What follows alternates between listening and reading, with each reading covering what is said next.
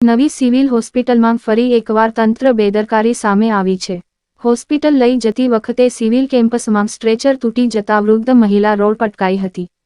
Stretcher કાટખાયેલ સ્થિતિમાં હતું, તેને ડ્રેસિંગ કરવામાં આવતા કાપડથી બાંધવામાં આવ્યું હતું। તૂટેલું અને કાટખાયેલ સ્ટ્રેચરના કારણે મહિલા રોડ વચ્ચે પડી ગઈ હતી। પરિવારના સભ્યો સ્ટ્રેચર પર તેને લઈ હોસ્પિટલ જઈ રહ્યા હતા તે વખતે હોસ્પિટલ સ્ટાફના કોઈ વ્યક્તિ પણ તેમની સાથે નહોતો।